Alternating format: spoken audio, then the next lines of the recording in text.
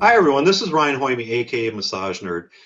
And we also have Pete Whitridge that's going to be interviewing Lauren Cates. Welcome, Lauren. Hi Ryan, good to see you. Good to see you, Pete. Good to see you, Lauren. Thanks for being here today. My pleasure.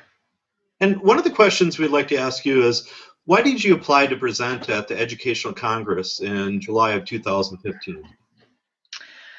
Well, the Society for Oncology Massage really, one of our main reasons for existing is to increase awareness and education around the need for additional training when it comes to working with clients who've been affected by cancer. And, I've always personally and as an organization, we've always been interested in the work of AFMTE.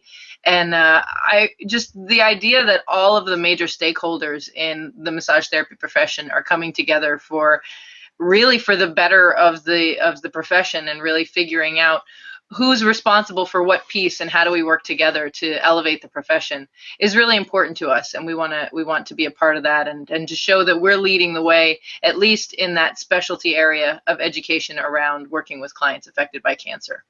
Yes, so true. And why do you think your topic is important to educators in the field as a whole? Well, every time I offer a class or any of our recognized education providers, and we've got 26 people teaching courses that we've reviewed across the world, every time we offer one of these courses, it's amazing how many people are still coming out of massage school thinking that you really just shouldn't be touching people who've been affected by cancer because of that, elementary assumption that we've had for a long time that we're actually going to spread the cancer. So there's a pretty big area there just in sort of educating people about that.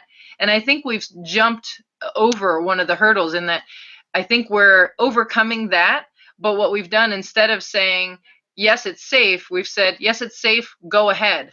And we want to kind of back the train up a little bit. The people who have stopped teaching that we are going to spread cancer haven't started teaching, yes, it's safe, but. And we really want to put that back in there and say it is safe. And physiologically, we know we're not going to spread cancer, but we do know there are lots of other ways that we can be specifically supportive to people who've been affected by cancer, and that there are some ways that actually we can do quite a bit of harm if we don't know what we're doing. Yeah, I can definitely vouch for that because back in the 90s, when I went through massage school, they put the fear in us basically. I mean, never to touch basically but things have changed so much, and especially with your organization and stuff like that has definitely made it to the forefront and helped everybody else out to understand everything too. So. Absolutely. Yeah, it's kind of funny. I actually wrote a blog just recently that went out. Actually, the National Certification Board picked it up, and I worked with At Peace Media for that. And I didn't make a very big point about the need for education. It was more about, that yes, we need education, and there's this whole piece of self-knowledge that's really important. And, at first we got lots of comments. No, this is not, this article is inaccurate and it's unsafe, and they should really be making the point about education. And I thought, at first I thought, oh no, but then I thought, well, this is a good problem to have. There are lots of people out there now saying, wait. So that's really, we want to get people out there thinking harder about what needs to happen before we work with this special population. Yes, definitely. And what are one or two key points on the things that you can hope participants can walk away from this presentation then? I think one of the things that oncology massage suffers from in the same sort of proportion as broader massage therapy education is that we still have a lot of work to do between moving from information transfer to skills development.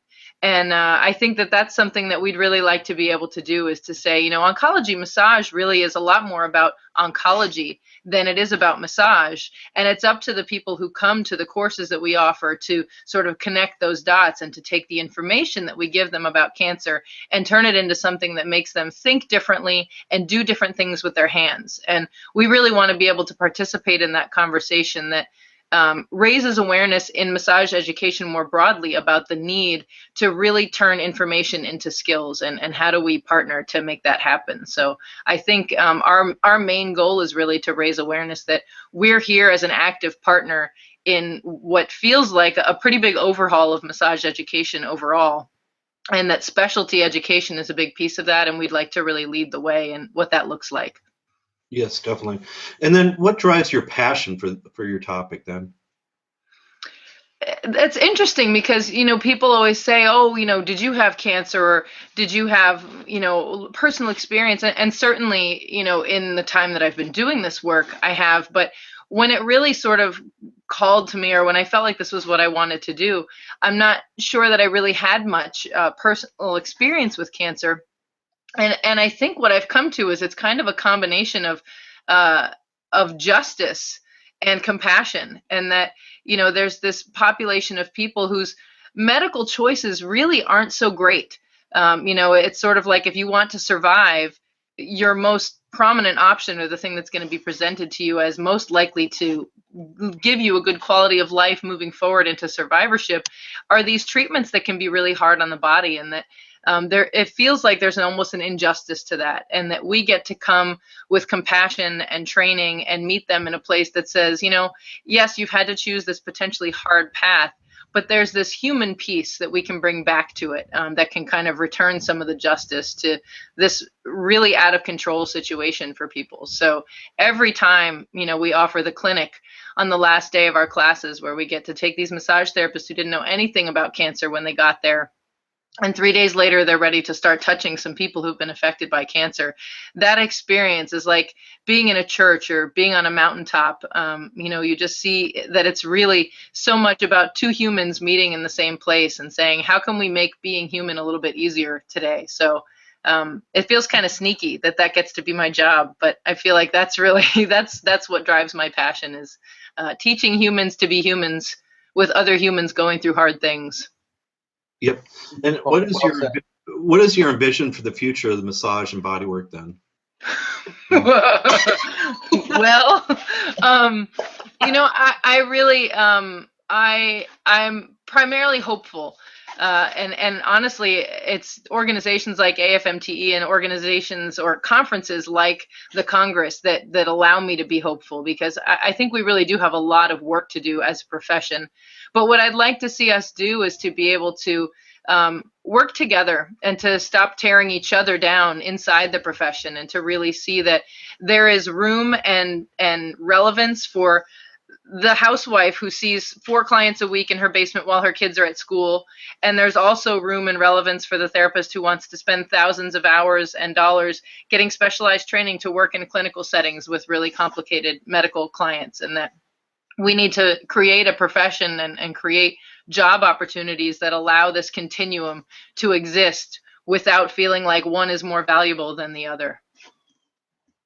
Yeah, so Lauren, one of the things you're pointing to is this place of people having a personal private practice that is more of an avocation, and then people who are working in a healthcare mode. And one of the pieces that's difficult is that transition, because many people resist wanting to be part of healthcare, and oncology massage is really based in a hospital and based with focusing on doctors.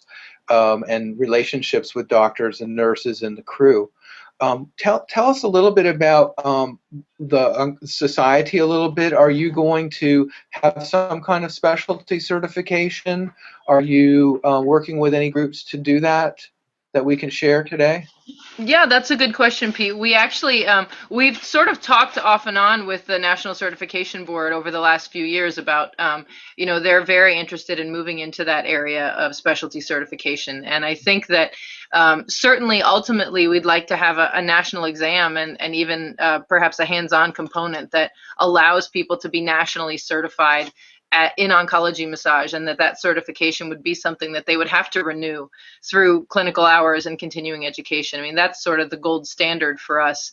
And as you probably know, that's a very large financial commitment and people power commitment, but it's something that we're really dedicated to, and that the people who have chosen to specialize in oncology massage are really asking us for that. So we feel like we have a couple of different ways to approach this. One is that we have to continue to train therapists so that we have enough of a community to make such an exam and such a structure relevant, so that we have people to take that exam and to be out there in the world saying, this is what we do. But I think partnering with an organization like the National Certification Board as a starting place would make a lot of sense for us, and we'll continue to have those conversations and to see where that leads. But it's certainly on our radar, and we're taking small steps every day to lead to a place where we have a meaningful certification standard for oncology massage. Nice, nice. And then the other thing, I understand that the society is also having a board meeting and some teacher training at this conference. Do you want to talk to us about that a little bit? Yeah, we will be having, we do have an annual board meeting, and since we had enough lead time about the Congress, we thought, well, if all the other cool kids are having their meetings there, we'll do the same thing. And many of the people on the board of directors at the society are somehow involved in education, either as educators or administrators, people who develop curriculum. So we have various stakeholders in our leadership who are invested in education in their specific jobs in addition to what they do with S4OM. So many of us were planning to be there already, and it seemed like a great time to get together and really look at what we see at the Congress and how that informs perhaps our strategic steps moving forward.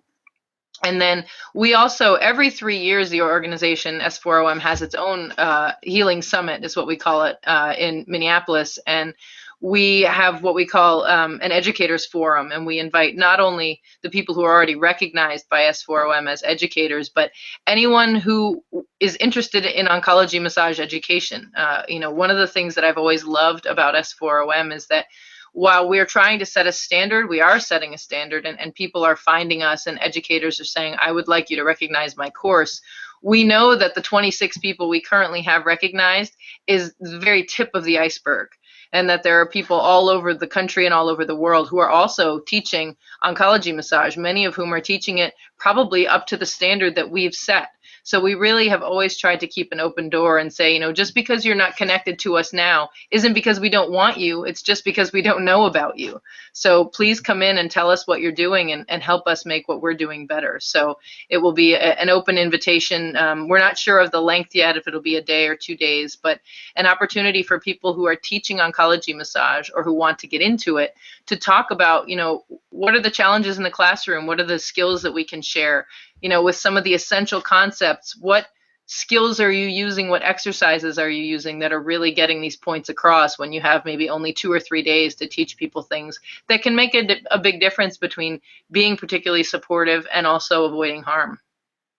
Great. And then one final question too is, what advice do you have for new therapists, new teachers, new volunteers? Well, I think to just add the piece, I think people are so excited that we've sort of lifted the veil on this idea that we can spread cancer with massage, that as I mentioned, they're forgetting to say, and now go seek out training.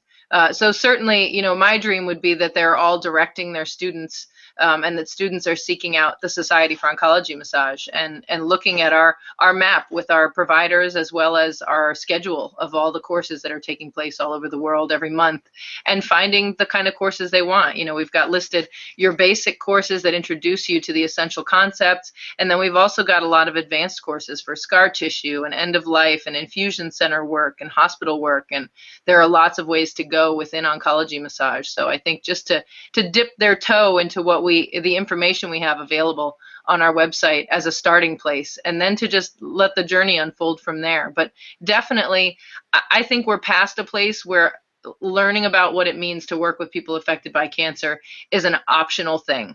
If you're practicing massage in this country, you need to have at least a basic understanding of how to make a good referral.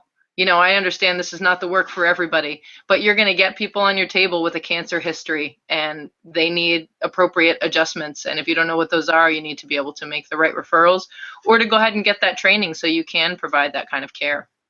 Yes, definitely. And I'm really looking forward to your presentation, because even if I'm busy during that time, I'm going to make time for you. So, hooray! Well, thanks very much, Lauren, and thanks, Pete. Yes, thank you, Lauren. And the Society for Oncology Massage is s4om.org. Is that correct? That's us. Yes, sir. And we would really look forward to seeing you, Lauren, in July 2015 in Minneapolis. The hotel and the location that we're at is going to be very conducive to all kinds of meetings in the hallways and getting people together and know each other. We're very close to the campus there, and I look forward to spending a week with you. Same here, and I continue to spread the word and tell everybody who cares about massage education to be there. So I think it's going to be a great time. Thank you, guys. Thank All you. right, thank you.